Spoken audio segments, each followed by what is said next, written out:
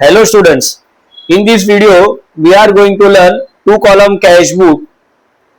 The sum will be on page number 134, illustration 3. Now things you have to remember when we solve the two column cash book. ठीक है, बहुत simple है. Receipt and payment, पैसा आया तो debit side में लिखना है, पैसा गया तो क्रेडिट साइड में लिखना है. अब टू कॉलम है तो अगर कैश में पैसा आया, कैश में रिसिप्ट हुआ है तो कैश के कॉलम में लिखोगे. बैंक के थ्रू रिसिप्ट आया है, पैसा आया है तो बैंक के कॉलम में लिखोगे.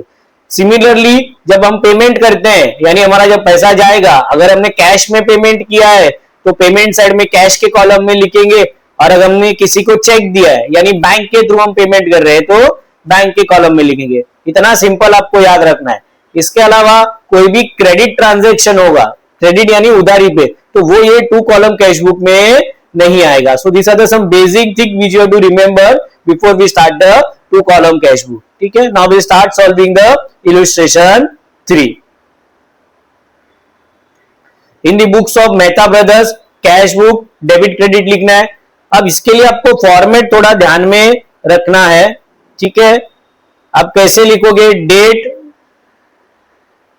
Then will not write receipt, क्योंकि जनरली हम पर्टिकुलर्स लिखते हैं. हम यहां पे लिखेंगे receipts, then receipt number, ledger folio, cash and bank. ये do remember this format: date, receipt number, sorry receipt, receipt number, ledger folio, cash and bank. Similarly on the credit side क्या लिखेंगे हम? Date, then payment, voucher number. On debit side we write the receipt number, on the payment side, on the credit side we write voucher number, then again ledger folio, cash and bank. तो ये format थोड़ा आपको ध्यान में रखना है. Now we start solving the sum. 2019 October 1 cash in hand and bank balance. So ये दोनों हमारा ओपनिंग बैलेंस है. So we'll write it down. Two balance brought down 1st of October 13,000 and 24,000 respective column cash and bank. Cash 80,000 at 10% trade discount. ठीक है, sales किया यानी पैसा आएगा. ठीक है, तो आप डेट लिख दोगे. क्यों पैसा आएगा? सेल्स किया इसीलिए आएगा, तो यहां पे हम लिख देंगे to sales account. Now 80,000 at 10% trade discount. Correct है, trade discount never appear in books. ठीक है, तो 80,000 में से 10% माइनस कर दोगे तो 72,000. और हमने सेल्स कैसे किया है?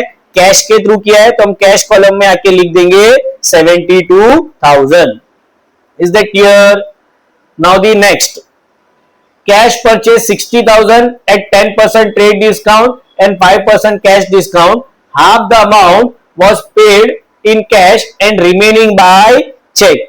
इसके लिए यहां पे हमने एक वर्किंग नोट बनाया हुआ है. पहले वो वर्किंग नोट समझ लेते हैं, then will write the entry. ठीक है, सबसे पहले क्या हुआ है? 60,000 एट 10% ट्रेड डिस्काउंट. ठीक है, ट्रेड डिस्काउंट जैसे ऊपर बताया बुक्स में नहीं लिखना है, तो 60 में से 10,000 चला गया, 10% चला गया तो कितना आ जाएगा? 54,000. हमने परचेज किया है 54,000 का. अब इसमें से क्या हुआ है? 5% कैश डिस्काउंट. तो कैश डिस्काउंट जो है वो 54,000 का कैलकुलेट करेंगे. किसका कैलकुलेट करेंगे हम? 54,000 का. ठीक है, तो 54 में से 5% कैश डिस्काउंट में चला गया, विच विल बी 2,700. ये वाला आपका जो पार्ट है वो. ठीक है, टू डिस्काउंट रिसीव्ड अकाउंट 2,700. अब 54 में से 2,700 अगर जाता है तो आपके पास बचेगा कितना पैसा? 54 में से 2,700 अगर हमने माइनस कर दिया, सो वी लेफ्ट विथ 51,300. अब ये जो 51,300 है वो हमने हाफ अमाउंट कैश में पे किया और हाफ अमाउंट बैंक के थ्रू पे किया. इसलिए यहां पे हमने क्या लिखा है? To cash account 20/650 which is a half of 51,300 and to bank account 20/650 again half of 51,300. तो इस तरीके से आप एक बार जर्नल एंट्री लिख लोगे, so it will be easy for you to write it down. ठीक है, so purchase account 54,000, 60,000 minus 10%, trade discount never appears, then 5% cash discount. Cash discount हम बुक्स में लिखते हैं. 2,700 कैसे आया? 54,000 का 5%. देन बैलेंस कितना बचेगा? 51,300. ये 51,300 है, हमने हाफ कैश में पे किया है, हाफ बैंक के थ्रू पे किया है, करेक्ट है। तो हमको 25,650 मिलेगा। अब ये यहां पे कैसे लिखोगे, सबसे पहले तो परचेज है यानी पेमेंट साइड में आएगा, हम डेट लिख देते हैं। उसके बाद अगर आप ध्यान से देखोगे तो कैश में हम 25,650 लिख रहे हैं, बैंक में 25,650 लिख रहे हैं। और ये क्यों लिख रहे हैं, क्योंकि हमने परचेस किया है। तो यहां पे आप क्या लिख दोगे, बाय परचेस, और कैश और बैंक के कॉलम में अमाउंट लिख देना है। Is that clear? Deposited cash into bank, बराबर है। हमारे पास जो कैश था वो हमने बैंक में जाके डिपॉजिट किया। अब इसमें जनरली स्टूडेंट थोड़े कंफ्यूज होते हैं। पहले हम जब भी ये ट्रांजेक्शन आएगा ना ऐसे, तो आपको पहले अमाउंट के कॉलम में लिखना है रुपीस, ठीक है।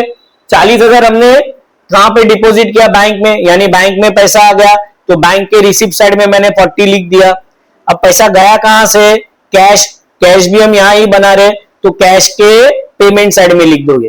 पहले जब भी इस तरीके की एंट्री आएगी कैश टू बैंक, तो पहले अमाउंट लिख दो, क्योंकि अमाउंट बहुत क्लियर है।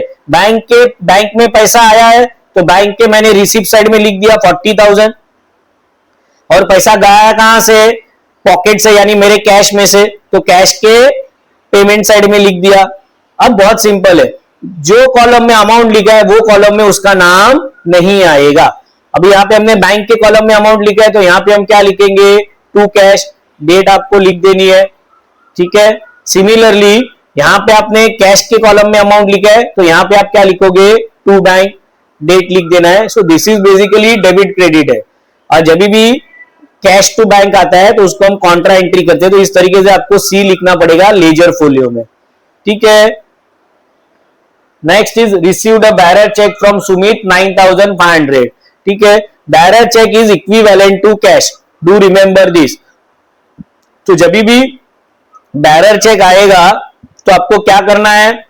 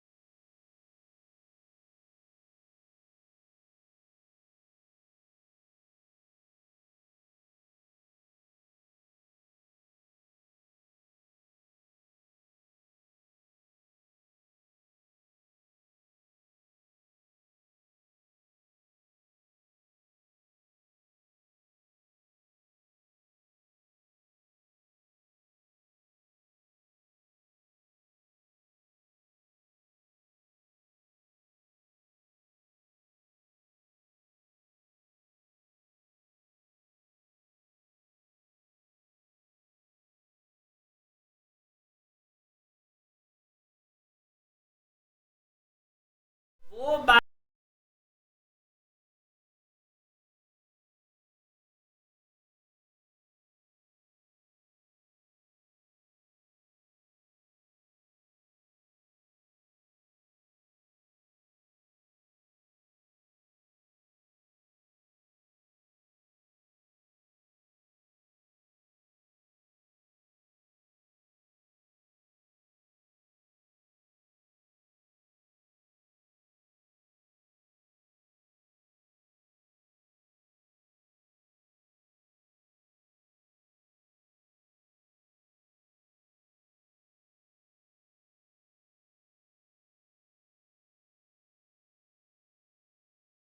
लिख देंगे।